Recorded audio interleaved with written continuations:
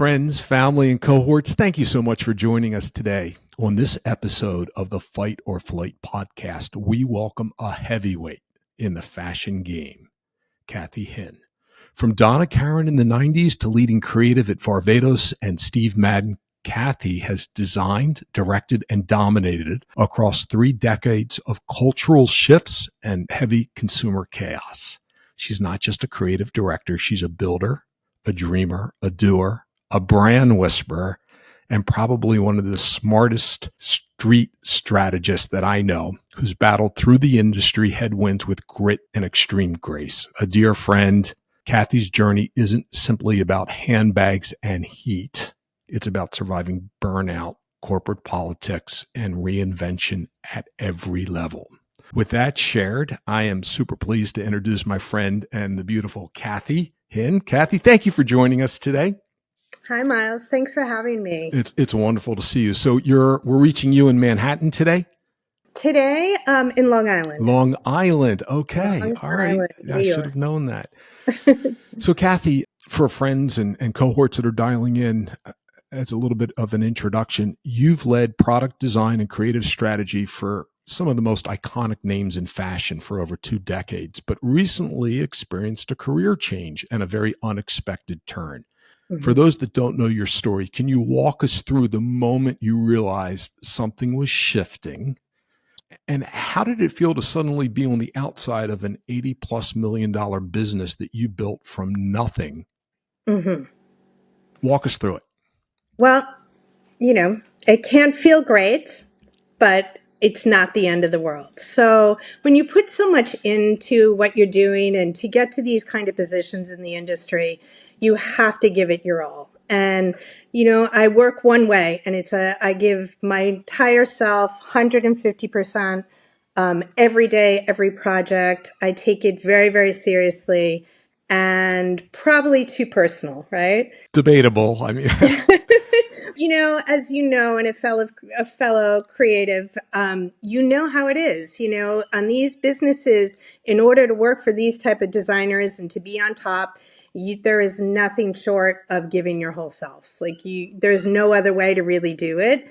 And as you move through these jobs, these brands, these careers, building a business became my, forte. Each business that I've worked on has been fun, it's been hard work, and it's ended up in success. So going into the last 7 years, I was working for a very, very big fashion icon, also located in Long Island, which many, many people know, very, very big monster company coming in to hire to recreate a category that was in a deficit. So that was the job that I was given, to create 3 sectors of business, which was wholesale, international, and freestanding retail stores. Typically, you have 3 different people running up those businesses. At this point in my career, I was hired in as the creative director, soon to be the senior vice president of design. So this is a position where you're really at the helm of creative process and the business process. Right. You kind of sit in the middle at that point. You're not just designing every day and creating, you're running the business, running the staff, bringing in the crew. How are you going to make this happen, manufacture, etc.? So my time at this company, 7 years, I was just about hitting 7 years. And it was a hard 7. So let's say I did some hard time there. Although it was fabulous, creating a team, bringing people in who were top experts in their area, technical designers, product development people, a partner that I had also mentored for many, many years and became a confidant with me, became my right hand. Really, really proud of the work that we did as a team and what we were able to overcome. Because when you enter a business that's underwater and they say, let's see what you could do with it, let us know how it goes. That was pretty Sure. much how it went there. There was some support, not always a lot of support, but that was my job. Figure out how we can make this happen, how we can get noticed, and how we can make all 3 of those sectors, retail, wholesale, and international, happen. So this is a publicly traded company as well. Correct. So you had the additional Correct. pressures of Wall Street. So you're Hmm. balancing the creative aspect. I'm in the kitchen, I'm cooking like mad, but you're also answering to the street, which creates a whole nother set of constraints. Yeah. And, when you have to answer to all of that and also participate, which I did in annual calls with stockholders and the board, just kind of delivering, whether we were talking trend or numbers or being a part of that. Like I said, when you get to this level in the business, you're a hybrid almost. You're a design, you're creative, you're setting the tone, you're running, mentoring and running the team and working as a team to get all this done. You're hitting deadlines, you're manufacturing, and then you're presenting. And at the end of the day, with a company of this size and a company that's really a merchant company, they're masters at it and they're the leader in the industry. And I say that with a very big compliment. They are merchants. They are top of their game. They just keep getting better and better. But when you have to straddle all of those, kind of sectors and position, it gets very challenging. Sure. So as you go through and working, like I said, did a hard 7 years, meeting many people, many personalities, trying to satisfy everybody. The bottom line is always the numbers. So in my situation, the numbers grew tremendously. It was slow in the beginning, couple of stumbles. Then at one point it just took off and it happened. And that's why I say I'm very proud of the work that was done there because I did what I was hired to do. Was this a high margin contributing 80 million, or was it a low margin 80 million?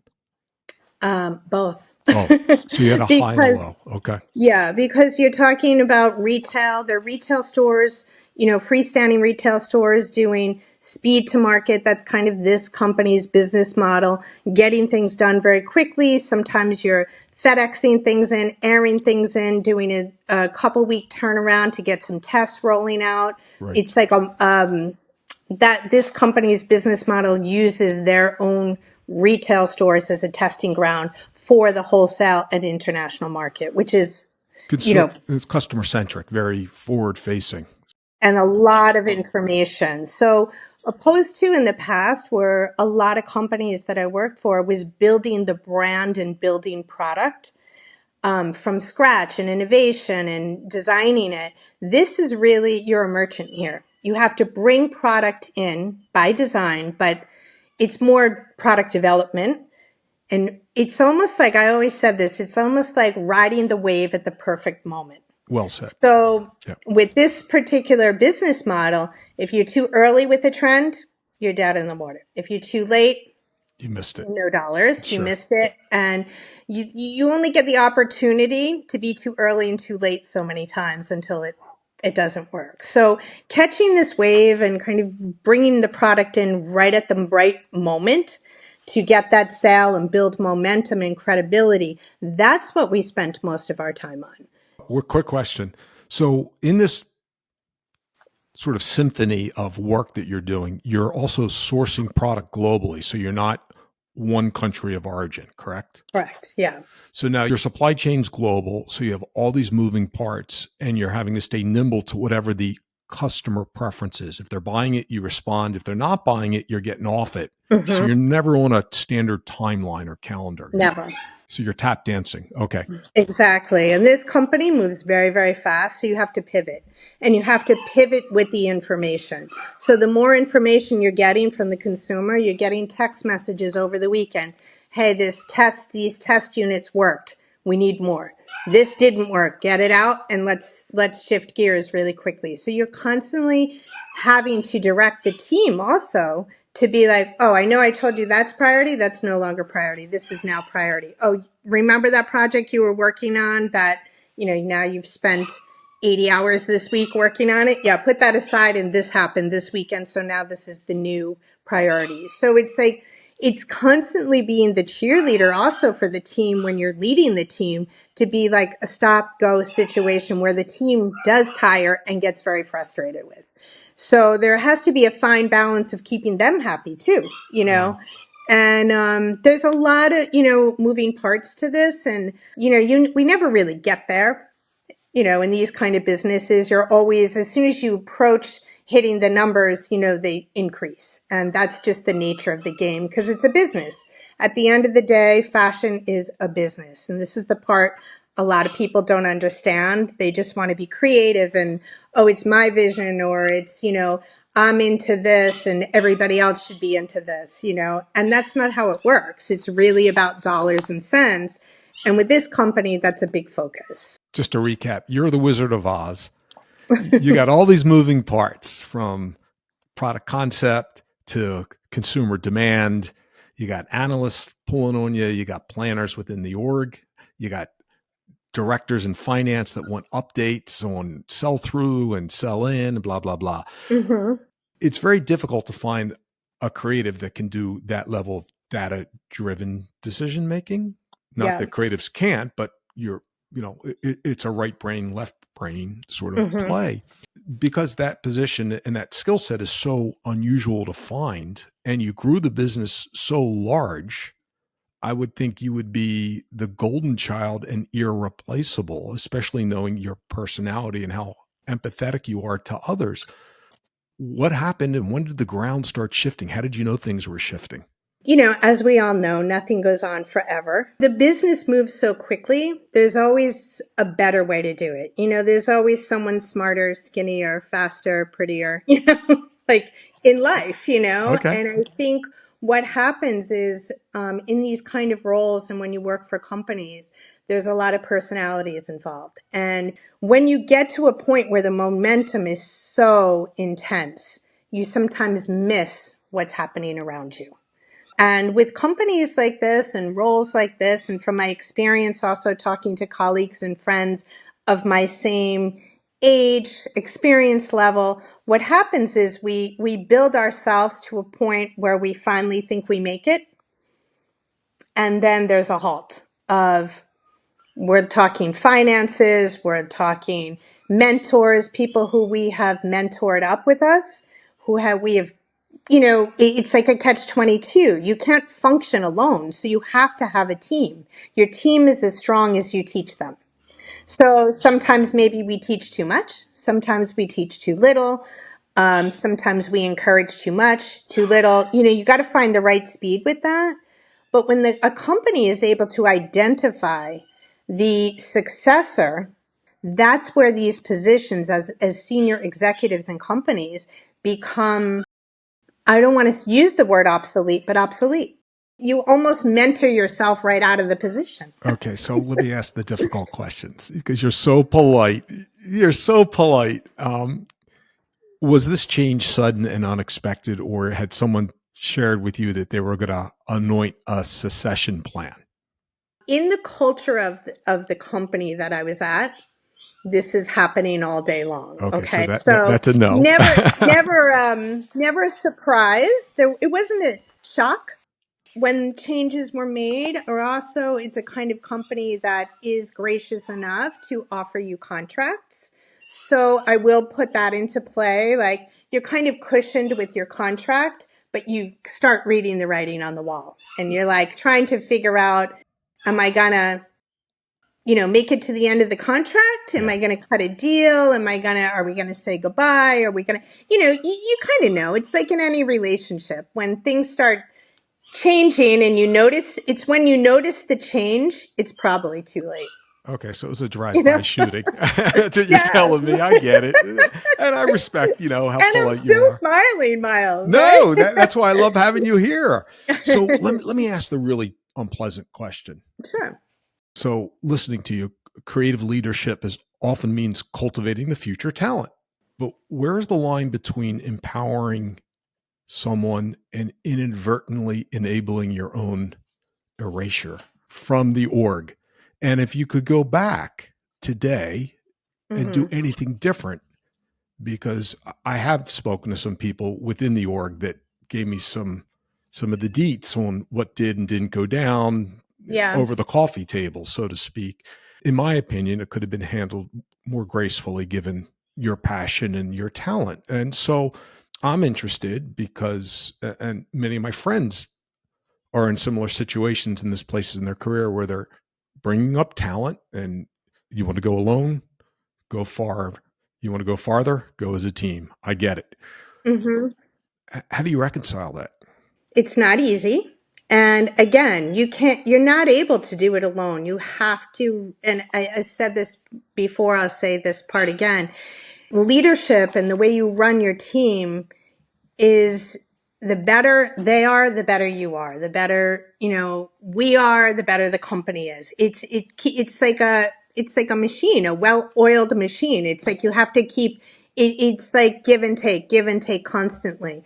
When it comes to the point where, what do they say, when the student surpasses the master, Yeah. so to speak? When you get into that situation, it is challenging because has to be a respect level, and you would hope that the people that are with you show that respect. It doesn't always happen because everybody wants to get ahead. And if you're on this level, anybody on your team is talented. Otherwise they're not there. So you brought everybody to this point in the journey, so to speak, because of their talent. And by the time it happens, and you realize it, you're noticing it, it's already too late. Yeah, and categorically, that's where I have a problem. I feel that businesses and organizations for top performers should provide some notice, some advance notice of, here's the planning. You're working on plans for forward production, and so human talent's no different than, it's different, but it's similar Yeah. in product, right? So, oh, hey, Kathy, by the way, we have a succession plan in place, and here's how we're going to do the protocols. And knowing Hmm. you and how you like to work as a strong contributor over 7 years, you wouldn't tap out or silently quit or Of do any of course not. that stuff. And so Right. then your landing's a little bit softer, and their values and respect for you are in place. Hmm. I guess, Miles, the way that I looked at it and look at these situations for other people too, Please. it's really not what the situation is, it's how it's handled and executed. Well said. And I think that these are very common scenarios. Today, for sure. These are business decisions, not personal decisions. So if you separate your personal with the business decision makes sense when you get to a point in a business level, when you hit certain numbers, when the senior management decides that we're at a good place right now, we got here. Can we go forward with less than we have now? And when they make that decision of like, I think we can, I think we're there, that's when executives or senior executive positions sometimes get weeded out. And like I said, if it's a business decision and it's explained as a business decision, it's understandable. When it becomes a personal decision, or it just feels like, there's no explanation behind it, and it's like all of a sudden today, this is what we're doing. It's all about the way you handle things. And, attitude, of course, is, 90% Sure. of the deal. And, it's not what happens to you, it's how you handle it. That's, I think, the critique I would give. Handling things in the right professional manner doesn't take a lot of effort, No, it's a common courtesy. So the easy way out is like, we made a change, next, zero conversation. And I understood that's what happened to you. Yes. So having that acknowledgement, it was Hmm. a drive-by shooting. Yes. I like that phrase. Yeah. Right. That's what it Okay. felt like. Yeah. Right. And you never treated it like a part-time job over Correct. 7 years. So you would think there would be a concern, but be that as it may, business is business. Let's flip the script a little bit and say there's a special kind of grief that comes from losing your role to someone that you helped build up. Hmm. And how do you process that? I think you have to just, for me, the whole situation was, I just fell out. I said, I'm out. you What does know, that mean? some people, Whoa, whoa. What does some that mean? people will, um, some people will boast and go Okay. on social media and spill their heart, and this happened to me, and see how many people they could collect to share the misery with them and go, oh, woe is me, kind of thing. It's not my style. Right. I have a lot of style. That's not part of my I style, love your so to style. speak. It's not my style. So for me, it's just whether I agreed with it or didn't agree, whether I thought it was fair or not fair. I think it was unfair in the way, and I'm going to make a general statement for other companies because I've had a lot of colleagues and associates and people who I socialize with in the fashion business has happened to them. People who were, EVPs, SVPs, 25-year plus careers, whether it's from television companies or other fashion companies, or this is not an uncommon story.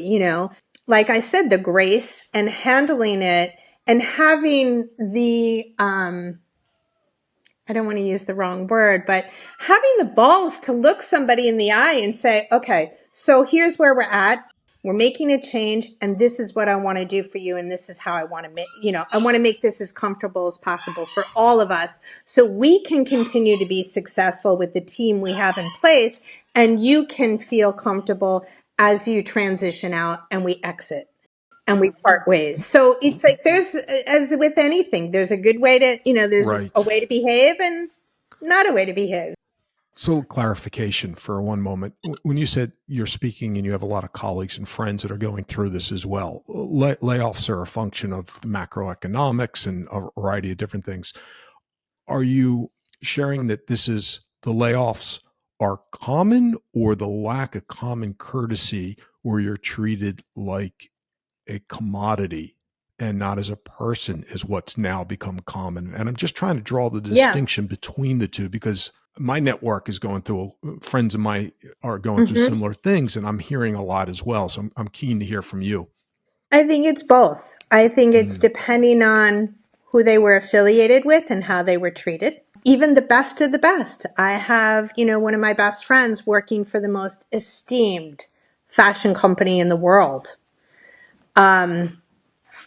Not treated very nicely when when changes were made and successors took the positions, a phase out of like, this will be happening now.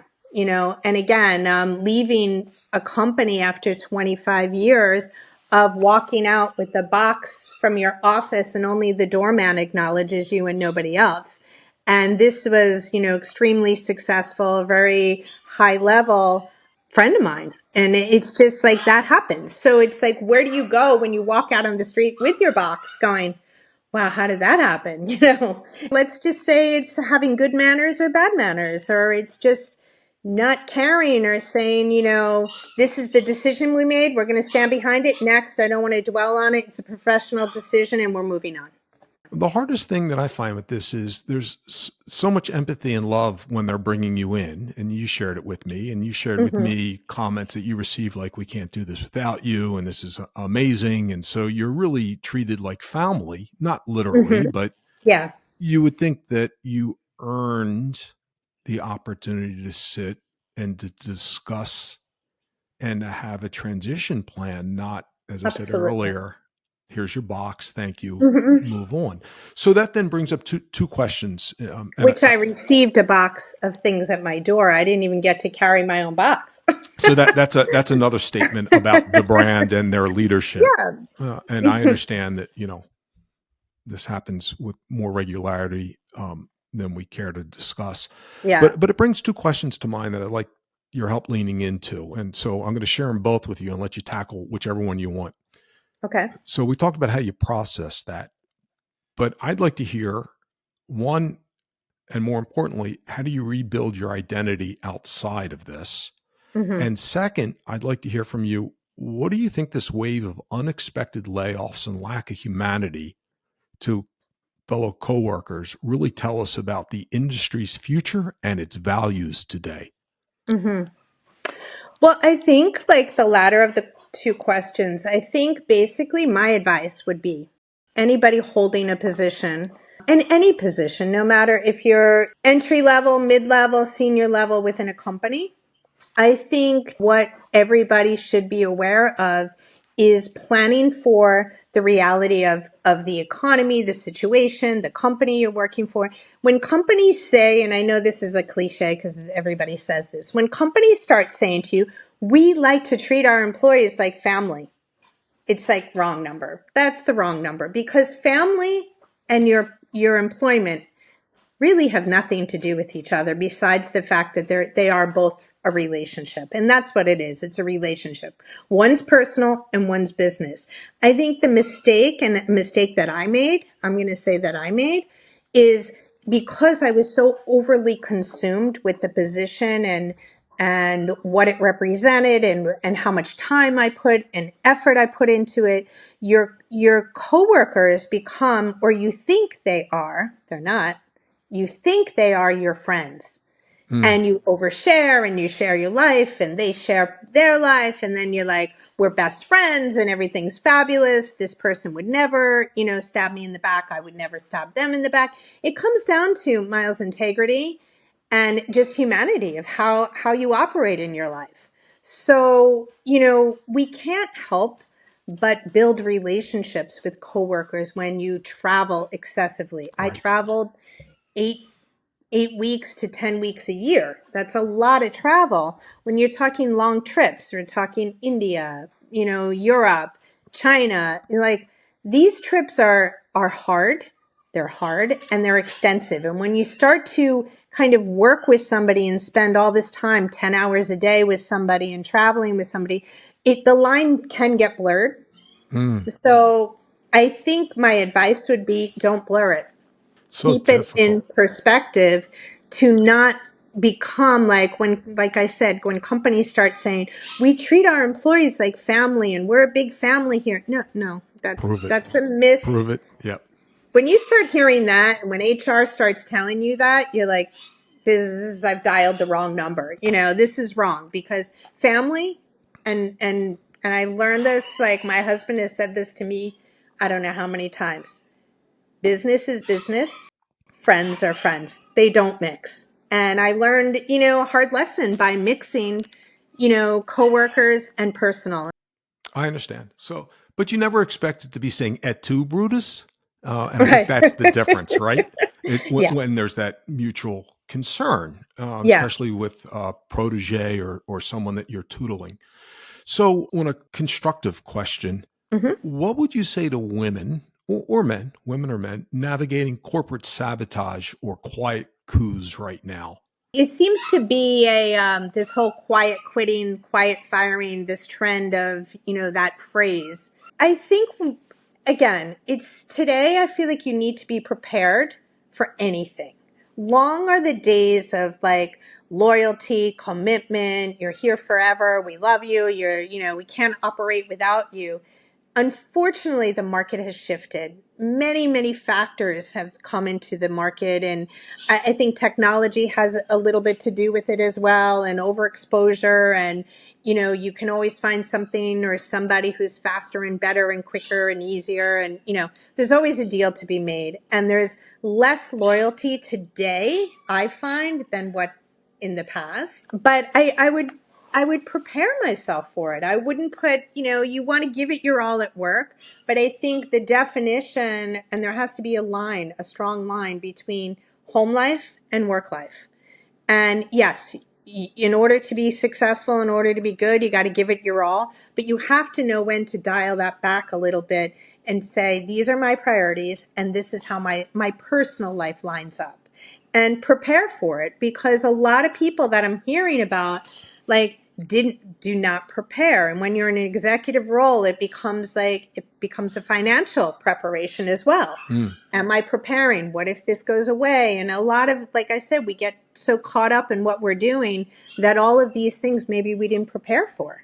right. But I think one of the important things to tell yourself and to know that with creatives, it's like, I walk out the door, I leave, my creativity comes with me. That's the one thing you don't own and can't take away from me. So when we get to the conversation of how do you reinvent yourself, well, you have to know that when you leave a situation by choice, it's for you, Mm, it's mutual, whatever the reason is when something ends, we're humans. So of course, when something ends, we feel a loss right away. right. But I think what I've learned through this whole thing, it doesn't have to be a loss. What if it's a gain, And it gives you back something of yourself that, the company took from you. Right. That's a healthy point of view, and I appreciate that. For many that aren't as successful in their career, they're not afforded that luxury. The employment carries a different financial gravity, perhaps. But Of what I really course. appreciate you're bringing forward is the brand called you, to use Tom Peters' old Hmm. saying, is mission critical. And it doesn't distract from the Yeah. brand called employer, because that's also mission critical. But Yeah. having that balance and the discipline for people that are passionate and personable like you is how to draw a distinction between the life work when you have such global scale and Hmm. heavy travels. And you're very exposed. So Well being said. overly exposed is very difficult to, like I said, just fade out, Yeah. fade black, which I prefer to call it. I just fade it out. Fade black. I appreciate that.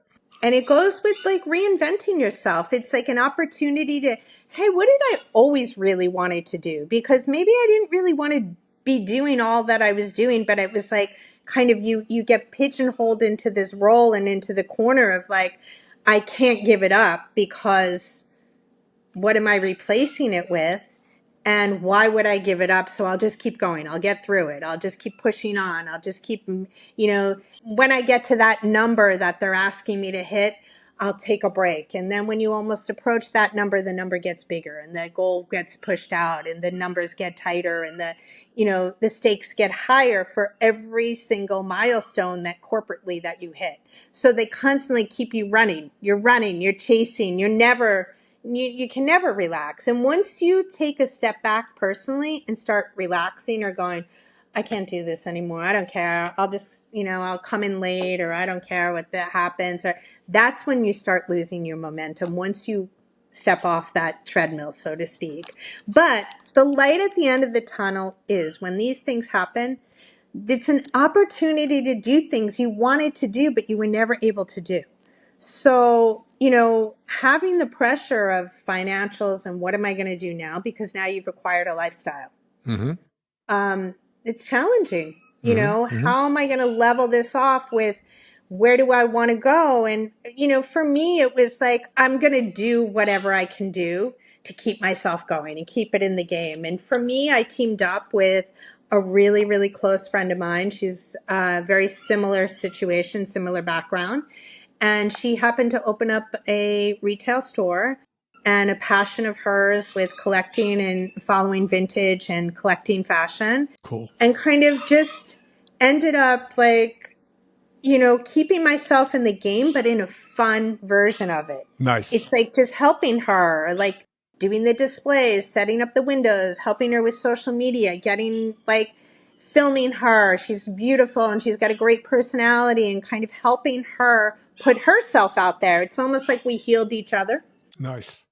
through That's great. these situations, Sure. but we ended up like having fun doing it. And it's like, wow, this could be really fun. Is it a lifestyle change? Absolutely. But if you can find somebody who's positive and fun to reinvent yourself with and move on to the next chapter, it's really empowering and it's really fun. Just because the situation ends doesn't mean everything else ends. And it's like we identify ourselves too much when we become executives with the company, with the brand, with the money, with the lifestyle. And that's why I'm saying, like, you can't, it's very hard to give it up. So you Right. just keep going. But you realize something once you're out of it, that you weren't that happy in it, So it's a good time. Yeah. It's a lot of self-reflection, but everybody, like I said, does it differently. I, chose to do it very quietly and in a way that I didn't want to be like fully exposed and like going on and just spilling my heart out. I'm like, I need a minute to think about what I want to do and how I want to do it. On that note, Kathy, since we're almost at the end of our Hmm. session, if someone would like to get in touch with you, seek some mentorship, some guidance, or even a project or potential opportunity, Hmm. how would one go about doing that? And are you open to that sort of communication? 100%. I'm open, always open to negotiation, always open to the next gig. Right now, you could reach me on LinkedIn. Perfect. You can reach me via email, LinkedIn. This has been an amazing conversation with you. Yeah, I mean, it's so common, but and again, I just want to end it with like, it doesn't end there. It really is. If you have talent and you have experience and a great, outlook on it. Sometimes when things happen to you, you humble yourself and come back with a better attitude than you had before, a better way to look at things. And I'd like to say that I feel like that happened. And if you're going through this, you have to allow yourself to kind of go through all the process, go through the steps, definitely have, people around you who believe in you and support you and enable you to move on to the next thing. So I feel like now I'm doing a couple things at the same time, and I'm kind of recreating more in sales. I'm in the sales end Welcome. now, which I think is fabulous, and it's Sure. something I always wanted to do. And I feel like this is one of the job that I'm working in now for a major luxury retailer is it's fun and it's really great, and it's great to be around people and all my background and my knowledge, and able to work in interface with customers that I feel like sometimes when we work for manufacturers, we're not able to, we lose sight of who we're making all this product for. And that's kind of where I landed on the other side of like dealing and interacting with clients and clienteling and building relationships with people who are interested in my expertise and advice, and on a sales point of view of like, what should I purchase? So that's kind of where I am. Outstanding. So, Kathy, lovely catching up. I can't wait to get back in the city to get a cocktail or a coffee with you. Yeah, We will definitely definitely. stay connected. I want to thank Anna, who's doing all our post production for us. We're trying to create content that is of the moment and interesting to others, and hopefully builds a connected network for all of our guests, to other guests, and to anyone joining us as a listener. So let me Mm-hmm. thank you for taking your lunch today to spend it with Of us. course. You look beautiful as ever. Thank And you. I'm just sorry that those circumstances happen, but I celebrate where you're at, and your energy is positive and effervescent. It just builds me up. So thank you for spending time with us. Thank you. And I look forward to like jumping back in the game at any time.